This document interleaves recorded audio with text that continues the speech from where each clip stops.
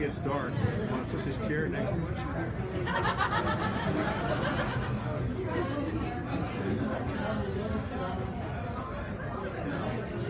Well, easier to see that chair than you can. White chair there. I'll do that one side. Red.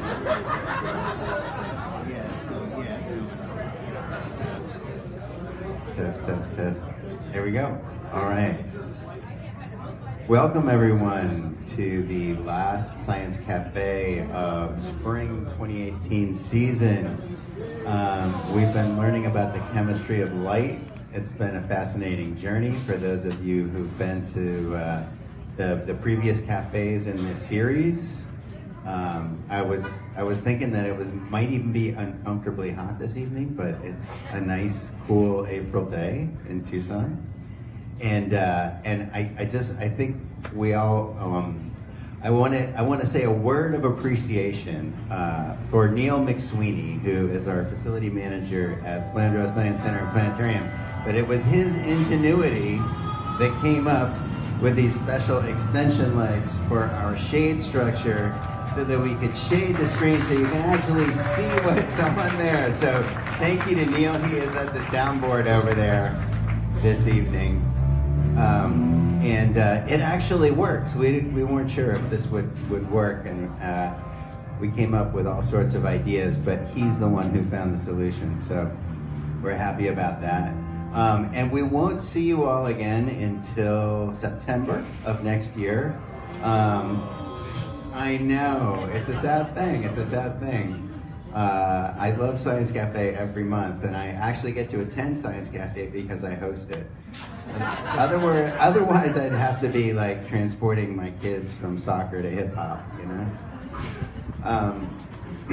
But I'm sure we haven't nailed down the cafe theme for the fall of this year, but we will be doing that soon. And if you check the website and if you're on our emailing list, you'll find out about it.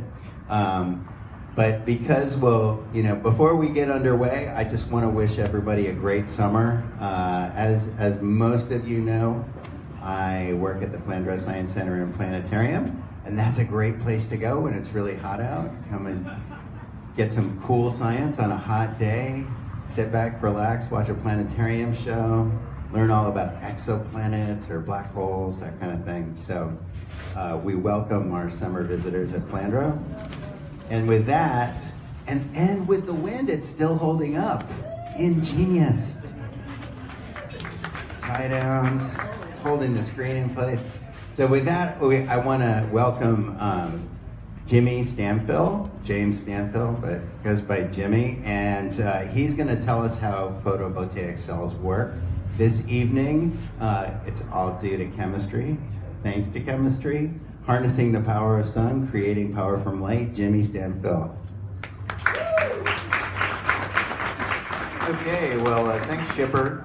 I would argue that physics has a lot to do with it as well, but it's neither here nor there, all overlapping ideas.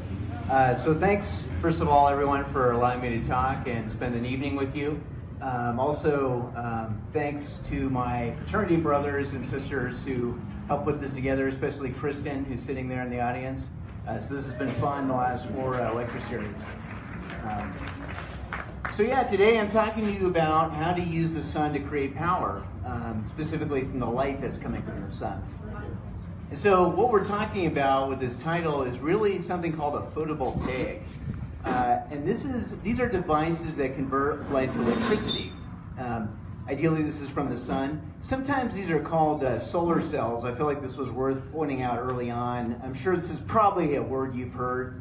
These are pretty popular now. They're being purchased to put on housetops. You can actually buy them at Home Depot.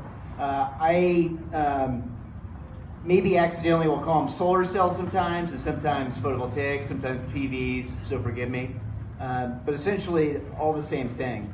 And again, ideally, photovoltaics use light from the sun. One of the things I'm showing here, if you can make it out, is actually a depiction of the United States in terms of where the most sunshine lands. I don't know if you can see it, but the red region is the highest amount of sun, and of course it's over Arizona. I don't think this is really surprising. So we have a great opportunity to use photovoltaics. I imagine you're all pretty aware of this.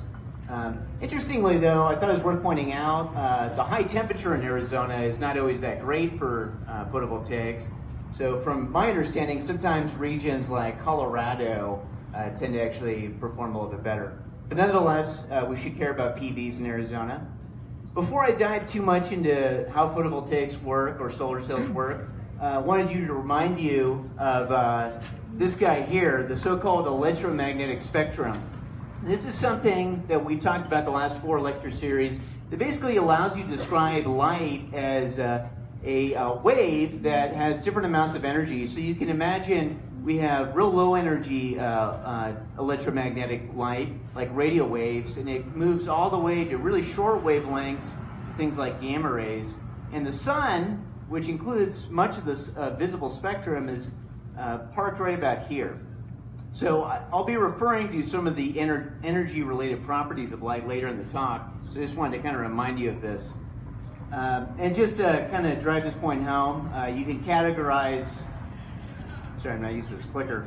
You can categorize a lot of this light with common things, radio waves being literally the radio waves, microwaves being something you would use in the microwave, infrared being, you think of infrared vision, UV being like a tanning booth, and then finally X-rays there at the far right. So why should we care about photovoltaics? Well, the most obvious answer to this is we use a lot of energy, right?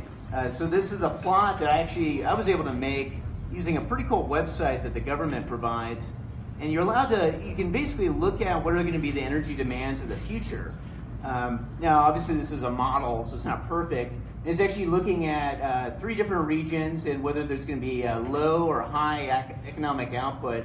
Basically, the take-home message is the y-axis being here a form of energy, British thermal units, which is a little bit odd. But basically, the take-home message is that we're going to need a lot more energy in the future, and photovoltaics are an option for that. I thought it was also kind of interesting from this website, you can look at where that energy demand is coming from, and a lot of it is coming from cooling. So that's us, right? So Arizona definitely plays a big part in using a lot of AC, and so that's something we need to look into. There's plenty of more good reasons to care about photovoltaics. Another one I'm sure you're thinking of is the effects potentially of climate change. So this is actually a model of my hometown in California. There's some estimates that where I grew up might be underwater in the next few decades. It's believed that fossil fuels are driving climate change, so if you care about that and you don't want to deal with massive flooding, PVs offer an alternative that might be more green. And then you also think about, whether you like fossil fuels or not, they tend to be dangerous to extract. I don't know if you guys remember a few years ago, the Deepwater Horizon disaster. So we kind of want to move away from these types of technologies that are good at generating energy. I'm not saying they're not, but they have some major downsides. PVs are also just really cool. You can imagine that you can put them all over housetops, and they really offer what we call distributed energy solutions, which is basically a fancy way of saying they're portable. So you can imagine you can put them on a sunroof. I think this already pretty much exists with some Priuses. Does anyone have a Prius with something like this? Oh, Kara does. Yeah. So some of the Priuses I think already have this. Cell phones, I don't think this is out yet, but you can imagine never having to charge your cell phone, at least during the daytime, by having a photovoltaic on it. And then there's some other niche applications. The Navy obviously likes the idea of using it out in the ocean. And then if you're deploying an emergency tent of some kind, a photovoltaic can allow you to power medical equipment, right? So photovoltaics definitely have their day for a variety of reasons. And they're already being used. A lot of companies believe this so far. One real obvious example is NASA. So when you're out in space, you obviously can't be hooked up to the grid. So they use these for solar cells or photovoltaics for a lot of their spacecrafts. Kind of a cool example is the Juno spacecraft. This is near Jupiter, which is kind of interesting because Jupiter is hundreds of millions of miles away from the sun. And it's still able to use the sun to create electricity from the photovoltaics on board. So they work really well. I thought this was kind of a cute example. The first satellite to use photovoltaics was the Vanguard 1 in the 50s. I thought it was kind of cool, really small little guy there. So NASA enjoys using them. Your local electric power company, TEP, uses a lot of photovoltaics. They actually are close to the Arizona state goal already, which is with still plenty of time left. And there's also really cool applications already ongoing. This is actually a company up in Phoenix that uses photovoltaics to pull water out of the air. So the photovoltaic isn't the real special technology here. It's actually just providing power. But the power that the PV provides actually pulls air over some adsorbent materials, and those suck water out of the air. And so you can imagine if you want to get off the grid, you can do it for both electricity as well as water, potentially, which you can see here with these, whoever's house this is. I imagine you can put it out in the desert, too, if you want to provide water to the animals. So I'm going to start getting into the meat of the talk. Hopefully I've motivated the PV idea. They're pretty cool, and they have some pretty cool applications. How did PVs come about? I would argue it begins with the fact that we use the sun for heating things. And this has been shown throughout history. One example is the Roman bathhouses, which I believe you can go see still. But basically, rather than burning wood or something, you can actually just use the sun to heat up your bath. Kind of a little bit more of an odd example, Archimedes' mirror. I think this was proven to be false on Mythbusters. I don't know if anybody watches Mythbusters. But basically, Archimedes used the sun to aim heat energy at incoming enemy ships and burn them up. So, kind of cool. This is basically our first introduction to the interest in the sun. Then obviously we use the sun for agriculture, which is probably an even bigger deal. But this is sort of the beginnings of the PV. This technology, sort of the heat-related aspect of the sun, is actually used in a similar way to PVs today. This is very much different from what I'm talking about later. But basically, you can shine mirrors at a tower that contains either water or molten salt, and you can use that heat to generate steam that then turns a turbine and generates electricity. So it's sort of a different way of creating electricity than how photovoltaics work. These are usually called solar thermal. You actually see these out in the Mojave. They're pretty striking. So photovoltaics, really the first big step beyond just the idea that we can see that the sun is powerful, came in 1840 with this guy, French scientist Edmond Becquerel. At the age of 19, he actually discovered what we call the photovoltaic effect, which is where you can imagine the PV name came from. So what Edmond had done is he was playing around with a solution of silver halides, which are essentially silver, which I'm sure many of you heard of, and then elements like iodine, bromine, and chlorine. These are halogens, sort of organized on the periodic table.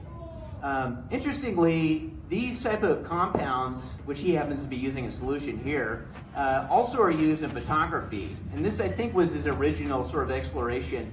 If you shine light on some of these compounds when they're suspended in cellulose, this is actually where the first photographic films were discovered. You can create some contrast by reducing the silver into full metal.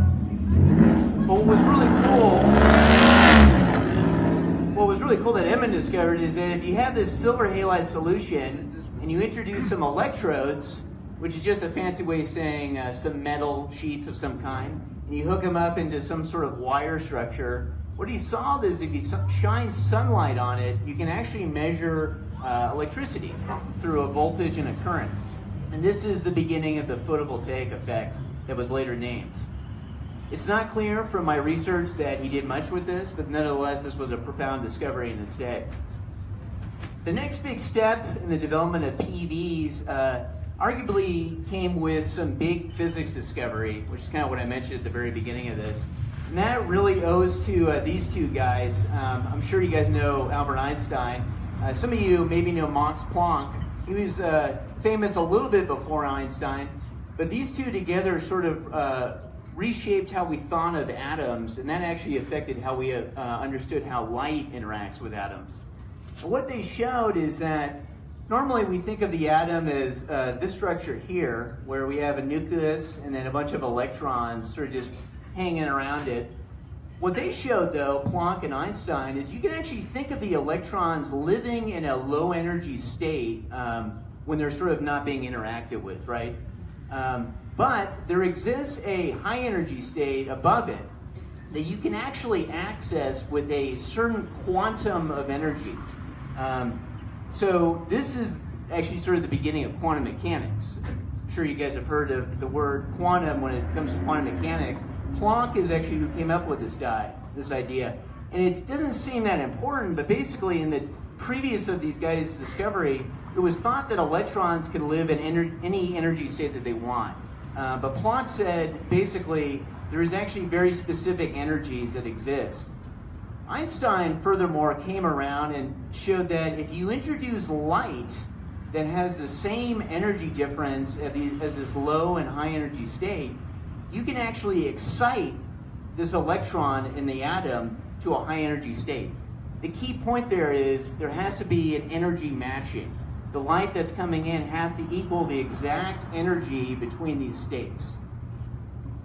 Now, this became really important for PVs because, as it turns out, there are certain materials, and I'm listing just 3 here, that the gap in energy for the sort of excitation I just described actually exactly matches the sun.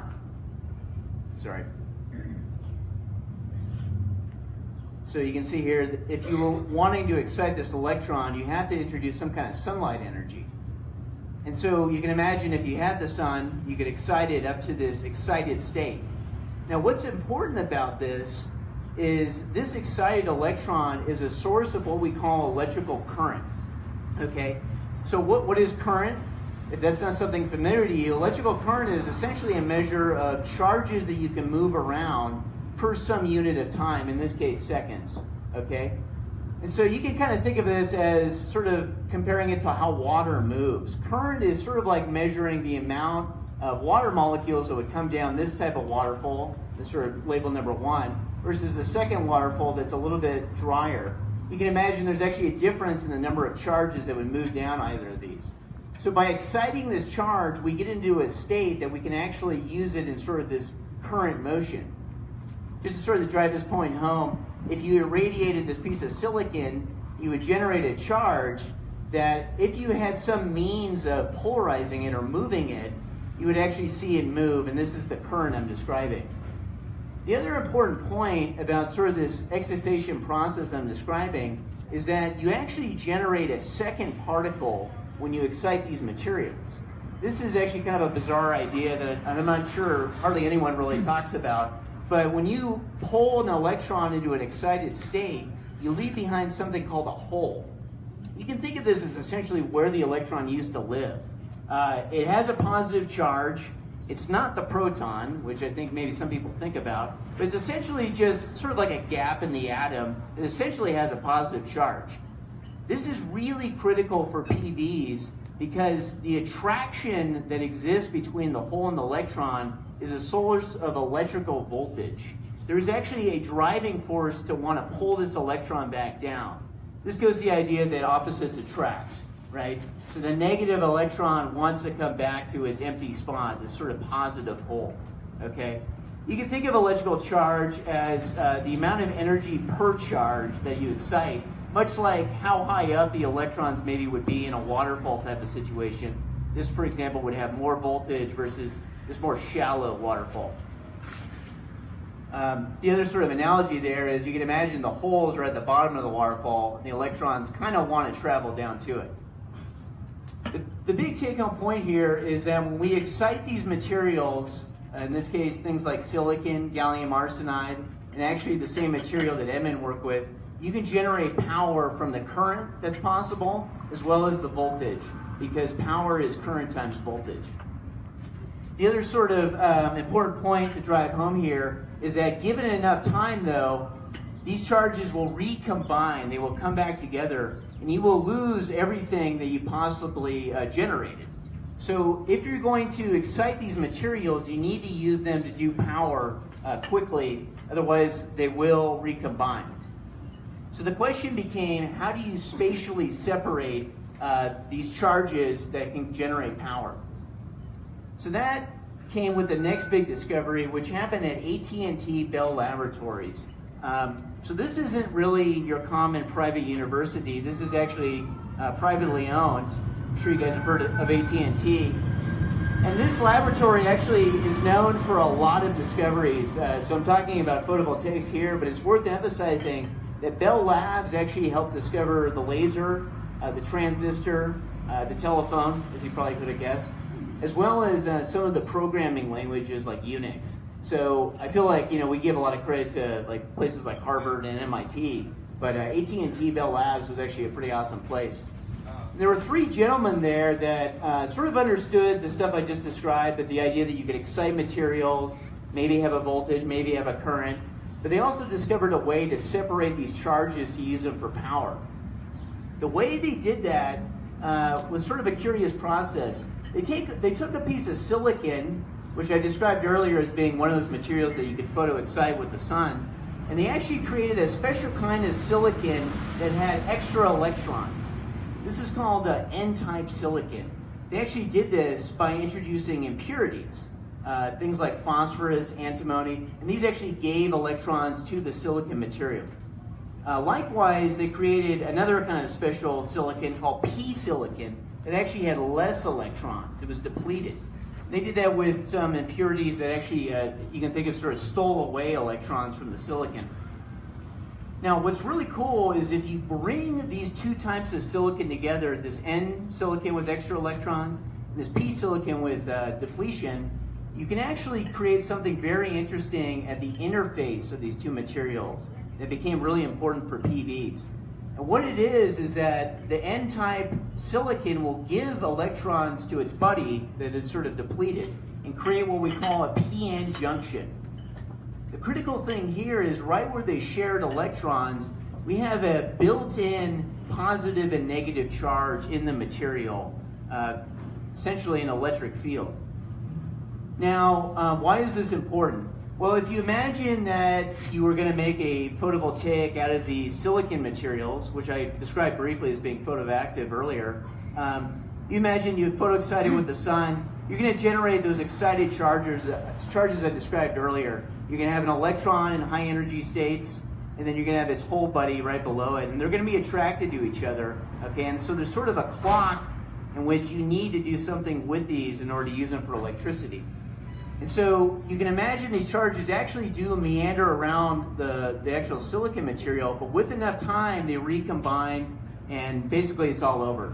You did a really cool thing, you created these excited charges, you didn't really do anything with it because they found each other, and they basically eliminated voltage and current. Now, what's really cool about what the Bell Labs discovered is that, again, if you bring these N-type and P-type silicon materials together, they share electrons and create this internal positive and negative field in the material. And so if you replay what I just showed, and you create this potential voltage and current with these excited charges, when they wander around the material, if they get near the interface of these two silicon types, they can actually be pulled to the other side of the silicon. And you effectively remove them from your buddies, their whole buddies, and they no longer are going to be recombined, and you're not going to lose all the voltage and current that you earned by putting sunlight in there. So if you do this a bunch of times, you shine a bunch of sunlight, you'll generate a bunch of isolated electrons and a bunch of isolated holes from this separation process. And this is the voltage that was initially there, but now it's long lasting. These charges don't see each other anymore because they've been physically separated. And furthermore, what you can do now is if you connect a piece of metal from one side all the way to the other side of these two pieces of silicon, you actually now offer a way for electrons to get back to their whole buddy. And if you park something that you want to use for electricity there, you have a working photovoltaic device. So remember, the negative electron wants to get back to its positive whole buddy, so you can imagine it's going to migrate all the way across and find a hole and eliminate it. But the key thing is we took advantage of the separation to drive it through something we wanted, like a light bulb, okay? So just sort of to repeat that, I think it'll repeat. Electron will come through and find its whole buddy. So that was the working photovoltaic that Bell Labs was able to develop. If you step forward to modern times, the silicon photovoltaic is the most dominant PV out there, in part because Bell Labs discovered it so early on. And the way it actually looks nowadays is a little bit more complicated. So this is sort of a side-on view if you slice down your photovoltaic. And you still see your N-type and your P-type silicon. You also will have your metal, which is those contacts that allow you to share the electron in the holes. But there's also something called an anti-reflective coating. This is important because if you're shining light from above, this coating allows the light to penetrate deep without reflecting off. From there, if you develop one of these cells, you actually build this hierarchy where they combine to make something called a module, and then ultimately a solar array. And interestingly, depending on how you arrange some of this, you can have more voltage or more current, which kind of goes back to some physics class, if you remember any of this stuff, something being in series versus parallel.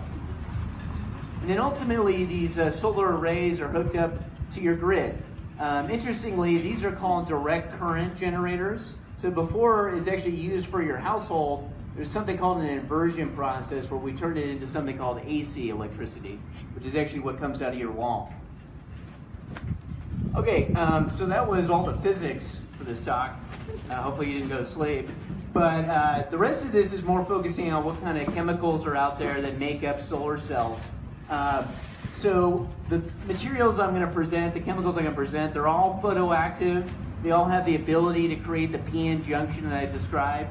So I'm just going to walk through what's out there. It's not all just silicon, but starting with silicon, it is definitely the king. In part because you begin with something really cheap when you're making a silicon photovoltaic, which is silicon dioxide or sand. There's plenty of this on planet Earth. You just need to figure out a way to purify it. And the way they do that is kind of interesting. First of all, they convert it to roughly pure silicon through some high heat and a chemical reaction, I believe involving magnesium. And you're able to get a roughly pure amount of silicon. And then they undertake this real high temperature melting process where they melt down the silicon at over 1,000 degrees Celsius, and you develop a pool. And from this pool, you can actually create a small seed of silicon that you dip into the pool, and then you slowly pull it out. And what you come up with is something pretty fascinating. It's called an ingot. And you can see this thing is essentially over 1 meter long, really shiny. So this is ultra pure silicon that's ultimately going to make up your photovoltaic. From there, they slice up the ingot with a saw, a diamond saw, and then you have what they call a silicon wafer. And this isn't a photovoltaic yet. As I just taught you guys, you still need to dope it. You still need to create some junctions. There's a lot more that goes into it. This is sort of the beginning process of the silicon PV. As I've kind of mentioned, silicon dominates the market out there. This is probably what you're going to find at Home Depot if you're looking to buy a photovoltaic. So there's a way of measuring how efficient these solar cells are, and that's basically for every sunlight photon that comes in, how many charges do you generate?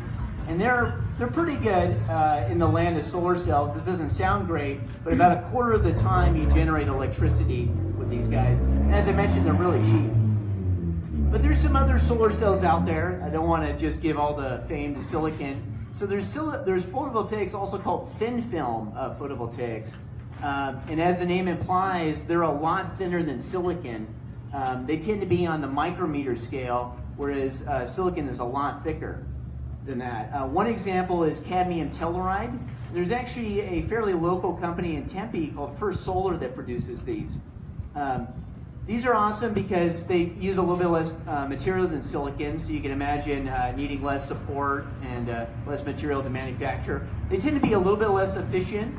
And from First Solar's arguments, they actually might be a little more reliable and with a lower carbon footprint.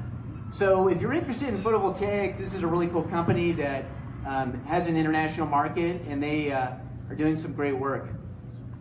There's some other really cool photovoltaics out there though. Gallium arsenide, two special elements on the periodic table, come together and create the properties I described.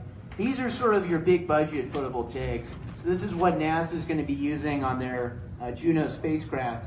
And they form really complicated devices. I described sort of these N-type, P-type silicon devices. Gallium arsenide, they tend to be tons of layers of photoactive material with a lot of different doping. These are really efficient. They tend to be really expensive, as I mentioned. But if you have enough money, I guess you can go crazy. The final photovoltaic I wanted to share, and this is actually getting close to the end of the talk here. I've really been talking for 45 minutes. So the final type of photovoltaic are what we call printable photovoltaics. And these are the newcomers to town. They're what we call roll-to-roll process photovoltaics because you, in a way, can make them like you would a newspaper. You can literally print out sheets of them. And that's because what makes up them are something that we like to refer to as inks. And they tend to be either organic molecules, which just means they're made out of carbon and nitrogen, something that actually could make up clothing dye, or something like lead iodide, which is actually a very new form of these photovoltaic materials. But these inks are used to create these photoactive sheets that have the same properties as silicon, but have sometimes some more interesting properties that make them more challenging to work with. They're potentially the cheapest to scale because love the banana boat. So they're potentially cheap to scale because you can print them out for miles. This is a challenge though because they tend to be actually less efficient than silicon and some of the other guys. So it's a game of scale. Can you print out miles of this to overcome the efficiency loss? But hopefully we can work on this. I kind of forgot to put it in here, but some of them also have a lot of stability issues. So organic molecules, as well as the lead iodide I mentioned briefly, they tend to decompose when you have them out in the air and strong sunlight. So, silicon and company, they last 20 years plus, whereas these guys are still quite a bit less in terms of how long you expect them to work. One quick and final point about them, though, is as a chemist, I find them really interesting because the molecules and the inks that go into them, you can tune their chemistry to absorb light a little bit better, potentially overcoming this efficiency loss. And what do I mean by that? Well, this kind of goes to identifying what type of lights actually come off the sun. So to this point, I've kind of very generally described the sun as emitting, just some general wavelength that fits on that spectrum I described. In reality, there's very specific wavelengths that are coming off, including UV wavelengths. We measure these in nanometers. And if you recall, nanometers refers back to energy. Longer wavelengths or nanometers means lower energy. So the sun has UV, visible, or a wide range of wavelengths. These printable photovoltaics are cool because if you introduce the right molecule, you can absorb different parts of these wavelength spectrum. So this is a slightly different plot, but we're looking at what's the absorbance of this molecule at this wavelength. You can see you can tune to different amounts, and you can actually line these up to over here. And sort of the big theme is that we're able to cover much of the short wavelength range, but we're missing a lot of the sun's infrared. So a lot of research is actually put into this. There's actually a really cool company in Germany called Heliotech. I believe you can purchase these now if you want. That uses these organic-based printable PVs. They're really quite fascinating. They're super lightweight, flexible, as well as semi-transparent. So you can put them on windows if you want. And you can also change the color of them. So there's a lot of opportunity to not only generate electricity, but to have a cool-looking building as well. So in conclusion, hopefully I convinced you that photovoltaics really offers some solutions to our energy challenges. And there are a lot of companies showing how. Secondly, a lot of chemistry and photophysics helped us develop these. I hope some of that was communicated across. I realize some of those topics are challenging. And then finally, there's a wide variety of PVs out there. So silicon is likely what you're going to run into, but there's a lot of other materials that are being looked at to cover the energy challenge. So with that, I'd like to thank the Sci Cafe Dream Team, and this includes Shipper. I guess I didn't put myself on here. Oh well. So Alpha. I'm not that dreamy. So Alpha Chi Sigma is the fraternity that I represent with these guys and gals. And then obviously I want to thank friends and family, my girlfriend, Molly. And with that, I guess, any questions?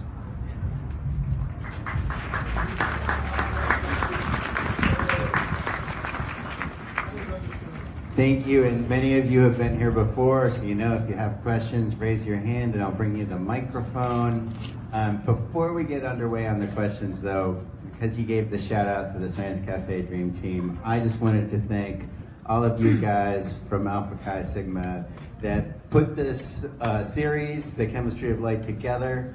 And it was several fascinating cafes, including this one. So a round of applause for the group of chemistry, biochemistry graduate students that brought us this series.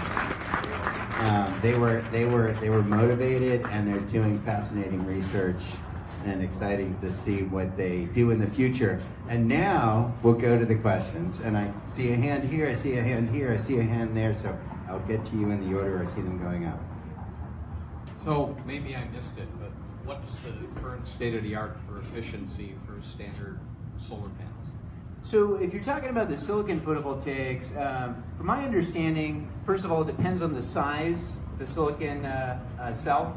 So if you're working in a laboratory, the efficiencies I've seen are from the literature are 25 to 30%. At the module level, it tends to be about 5% lower. So not as good as gallium arsenide, but again, it's definitely a lot cheaper, a lot more reasonable to implement. Got other questions over here? So there's a guy right behind you whose first. hand put up first.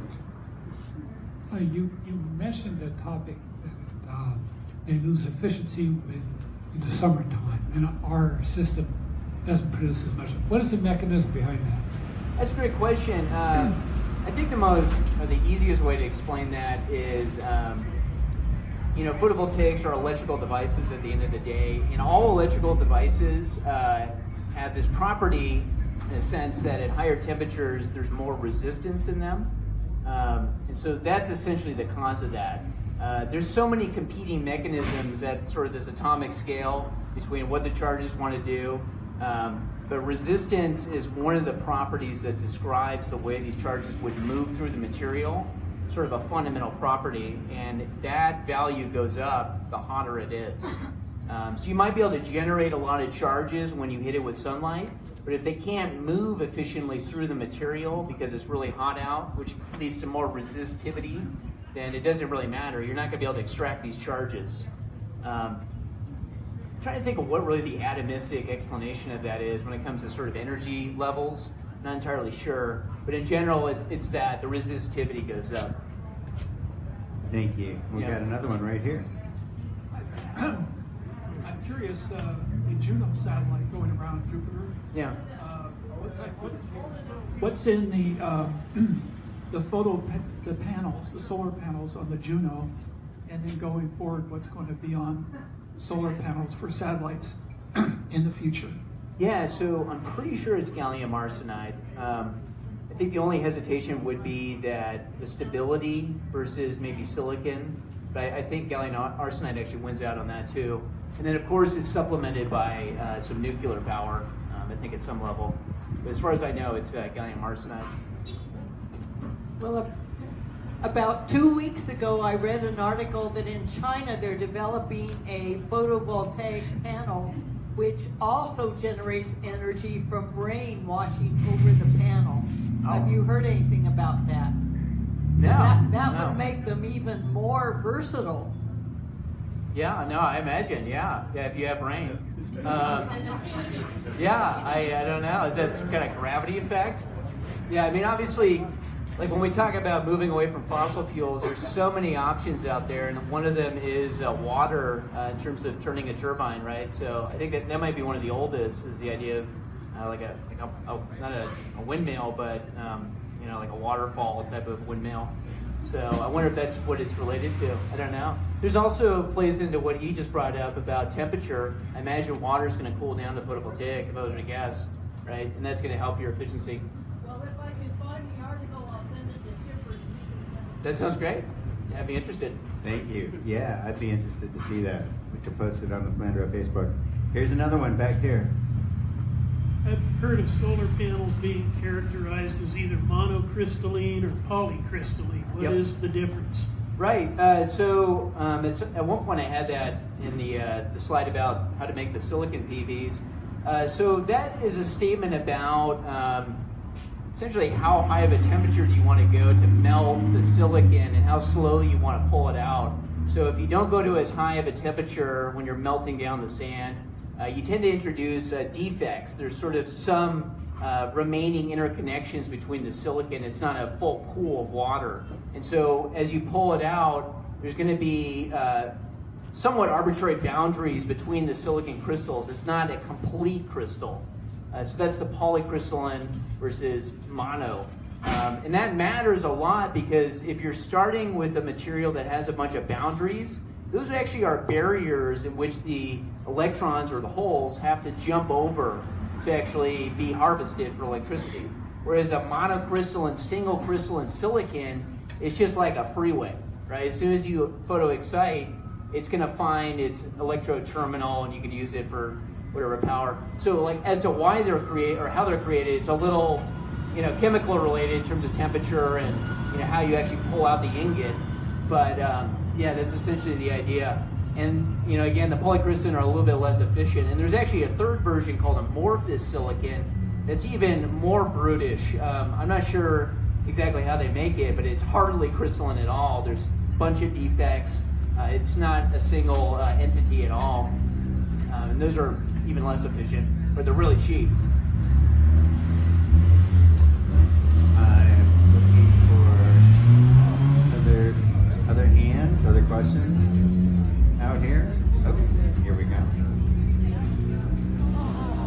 I'm just curious, if you were to scale solar up, what are some of the challenges we would face, including like materials that are available that yeah, that's a great question. This has been a big part of what is cognizant research in terms of the life cycle of what goes into making a PV. It definitely matters. What's the starting material? Sand is so abundant. I think silicon is just going to be dominant for a while. The question is, is it going to help with portable, like ultra thin situations where you can't have a super thick solar cell? And then if you can't use sand for those type of PVs, then you're working with organic solvents to make organic compounds. And those require energy to make the organic molecules, which is usually gasoline or some kind of petroleum product. So at the end of the day, it actually ends up being an oil problem again. And you have to use oil to burn the furnace that creates the silicon ingot. So yeah, once again, it's a little bit of a circular argument, right? But you hope that scale wins out. And I wish I had a better answer, but there's a lot of problems, absolutely. You just hope that if you can match PV technology with some other green technology, it still ends up being net carbon negative or at least neutral, and we have electricity. do you have to use any rare earths? Can you repeat the question? She asked if we use any rare earth elements. So one element that's really an issue is indium. So I didn't really talk about it. I'm not sure it's used in silicon, but with a lot of the other PVs, indium is used to make what they call a transparent metal that allows you to shine light through it, but still conduct electricity from the photogenerated charges that you made up in the middle of it. Indium is really expensive. I don't know, I'm lapsing as to whether they call it a rare earth metal, which from my understanding, actually the rare earths aren't the most rare. I think platinum is even more rare, but it's not, it's a rare earth metal. My chemists know better, maybe. But anyways, yeah, so indium. I'm imagining there's a few others I don't know, but yeah. I think you answered the first question for me by pointing out those, yeah. Interesting. Okay, we got one here, and then another one over there. Here we go. Do you are you familiar with Elon Musk's roof material? Do you know what material he's using, and do you have any thoughts on it? I'm not. These are the shingles? Yeah. Yeah. I don't know. Yeah, I imagine it has to be flexible at some level, so it's probably not silicon. I don't know though. I mean, that guy definitely is a hero, so I imagine he's helping push some of the other types of solar cells out there. But yeah. And what's great is, if you're not familiar with some of the other technologies from Tesla, he helps with a lot of the solar development, but then he has the Tesla battery, so you can still store your solar energy. That probably is another good answer to your question. Battery technology is lagging a lot behind PV, mainly because we have put all our money into lithium, which works really well, but there's some limitations. Thanks. There's another question here. You mentioned that the lifetime of these solar panels are about 20 years, and that's what I understand. Yeah. What happens with the deterioration? Again, what's the mechanism? Yeah, so I think it was the Heliotech website. No, sorry, it's the First Solar, because they were claiming that their CAD-TEL were even better than silicon. They described, a host of issues related to delamination. So I didn't really show it, but these PVs are still coated even further. There's even another layer that wraps around and seals it off from things like water. That tends to degrade, and then once water is in there, you can imagine a lot of acid-base chemistry, because water can accept and donate protons. Oxygen, if that can get in there, oxidation. If you're talking about my organic roll-to-roll process ones, it's just, the sky's the limit. As long as there's enough temperature, degradation just at the molecular level can occur. The ones that Kara and I work with, which I didn't really talk a whole lot about, they're called Perovskite solar cells. Those will degrade in front of your eyes from little to no stimulus. So yeah, some of the newer ones have even worse issues, but the 20-year ones, I think it tends to be that delamination issue, and then you've got, whatever's environmental coming in. Thanks. And we have other hands out here. I'm not. Oh, yes. Do you have a car? Do I have a car? I know, that's a joke. I do. Yeah, I actually drove. Always ask for right over there. Yeah. What kind of car? They trust me to drive. Yeah, I have a Chevy Cruze, so at least I'm actually a car. C-A-R-D. Do I have a card? Yeah, you have a business. Oh no, I do not.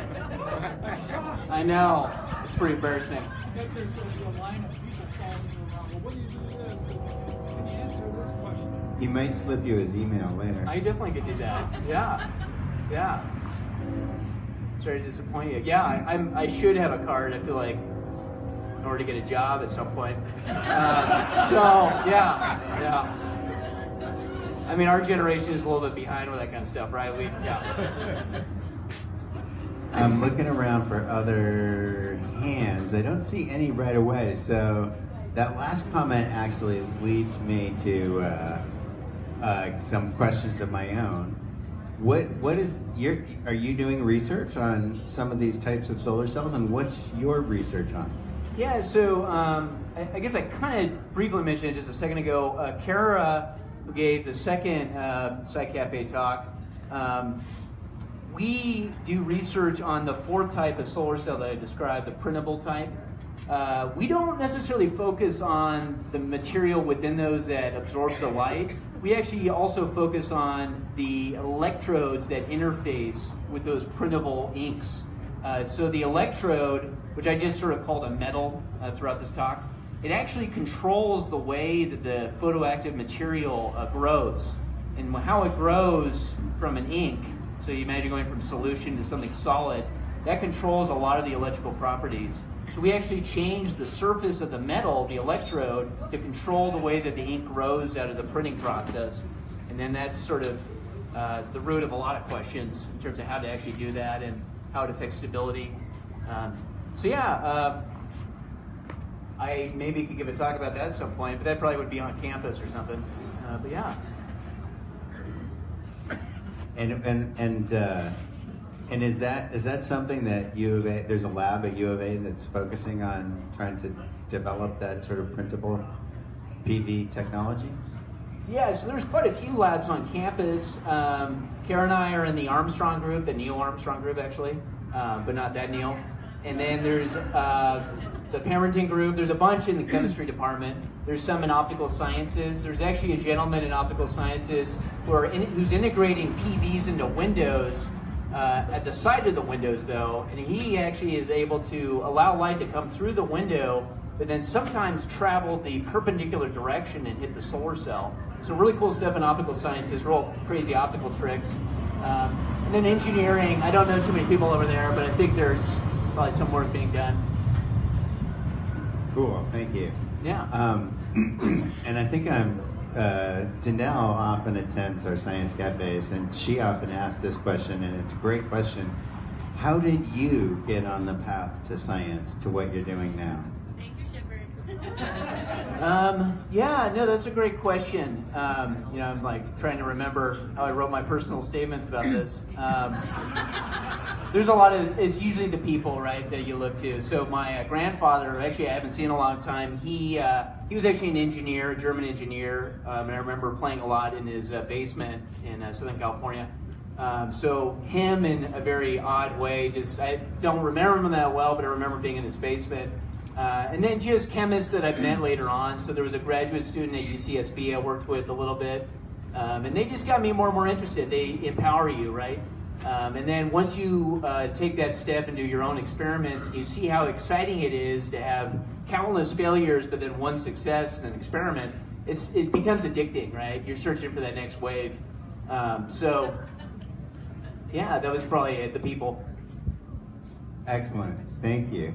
And so now you have another question. Yeah. Hold on. I didn't have to use that one, so no, it was additional. At the SARSTEF Science and Engineering Fair recently, I saw a couple projects where students were using juice from berries to create photovoltaics. Can you talk about that? Because I don't understand that mechanism at all. Yeah. And is that really promising, or because it looked like the efficiencies were not really great? Yeah, I think it's called the raspberry solar cell. So it's a real cool way to introduce kids to PVs. I believe it begins with copper that you have to oxidize at some level. And that is actually really good at extracting excited electrons. And so then at that point, you need to introduce something that absorbs light. This is actually juice. Part of the reason sometimes things look colored is because they're absorbing sunlight, right? So I think like a raspberry, it's not absorbing red because it looks red, it's absorbing something like blue. So it can generate excited electrons, and then the copper oxide can extract those. And then you just simply have to have another electrode that wants the hole, or at least collects the holes for you to drive the circuit at that point. I don't think the efficiencies are that great, but it's super easy. I think sometimes they use titanium dioxide for the copper oxide. That might actually be the more common. But essentially, some electrodes and then juice, it absorbs light. And so when you're absorbing something, that electron's going somewhere in an excited state. So it's cool as like a demo, but not maybe like application-wise, not. Right, yeah, I don't think so. It's inspiring, obviously. It's like everyday materials, right? Yeah. Yeah, sure. All right, here, let me get you the microphone so everybody can hear the question. Yeah. Can everybody hear me? 10 years ago, I have a cousin who runs a company where they do biomass photovoltaic solar generation. Mm-hmm. And I said, when are these solar panels going to be found in Home Depot? And they've actually made it to Home Depot. Now you can, anywhere you go, you can buy solar panels. Do you remember how solar panels became available over the last 10 years? I know it's been a huge push. From my understanding, the single biggest reason that silicon PVs are now really affordable is the scaling that China has put out. And I think that's driven a lot of other industries as well. So the ingot creation process, as I've mentioned briefly, requires 1,000+ degrees. So that's really expensive, but if you do it enough times, you have a big enough factory, scale wins. And if there's demand, that also helps. That's sort of the magnet at the other end. So that's, I think, why we find them in Home Depot now. So China is not completely evil. They're not evil. Thanks. Do we have any other questions out there? Looking around for hands. I've got one last question then. So you said I should have a card so that I can get a job. If do you given your interests and your skills, is there a company out there that you would say those are the guys I want to work for? They're doing the coolest work. Yeah, I'm blanking on their name now, but I showed it early on. I thought that a water company was pretty cool. I mean, they're really targeting. Okay, solar cells are getting there, but let's use them for the next crisis, which is probably going to be water. I forgot what the name of that was. Zero Mass. Okay, yeah. All I know is that an Arizona company? Apparently it's in Tempe. So I don't know. That's and it still potentially has some interesting chemistry, right? So I'm a chemist, and the idea of what's the adsorbate material made out of to pull the water molecules out, that could be an interesting thing. So yeah, that's an off the top of the head kind of example. I'm also thinking about non-photovoltaic companies, HP. They have a lot of cool surface science, and I'm a surface scientist. So something like that. Cool. Yeah. Thank you. Any last questions before we wrap up? Oh, yeah. Here we go. Well, we mentioned several things that have been kind of challenges in the last 10 to 15 years. Is this okay? Yeah. Okay. One is desalinization of water. And that might seem like it doesn't have much to do with electricity, but maybe that's close to something you've already mentioned. I'm just curious, what are the bottlenecks out there for getting water out of salt water? Just think of all the things that need to be done right now. Yeah. With the growth of population. Right. There's so many inputs into this problem. I mean, obviously, if the effects of climate change are going to be as devastating, I think that contributes to the aridness of the planet, right? You're evaporating more water at some level, first approximation, right? And that's less water to access. So PVs target that at some level. Desalination needs a lot of electricity. Another bottleneck with that is you produce a lot of brine. So you remove the salt, but what do you do with it? Maybe you could sell it. Maybe you throw it out in the middle of the ocean. I'm not sure that's the best idea. So definitely a bottleneck there. But then there's obviously just so many interconnections with food management, right? We need water for food. So it's such a multi-pronged problem, I don't know. I think we produce a lot of food that goes to waste. Not only do you think about starvation, but just every day you throw food out that you don't eat. I mean, maybe that's where you could use less water. I don't know. Just thoughts. A lot of challenges Yeah. ahead of us. And I know desalinization requires a lot of power. And that could be solar power. Definitely. Build turbines out in the ocean. How come the United States lag behind European countries, but we don't have our turbines out in the ocean generating electricity? Yeah, The comment is turbines. that there are turbines in the ocean that can generate electricity, but the United States is not leading in that particular technology. Yeah, I'm not too familiar with that, but I believe it. England and Norway are leading in the ocean turbines. I'm not familiar with it either. But I think that may bring us to the end. Thank you all for being here. Jimmy Stanfill, thank you so much for a great Science Cafe. Thank you to the Chemistry Graduate Student Dream Team for bringing the whole series to us. I know, you guys wave your hands in the air. There we go. Have a great summer. Keep cool. Use solar energy if you can. And we hope to see you in the fall for our next Science Cafe series. Take care. Have a good night.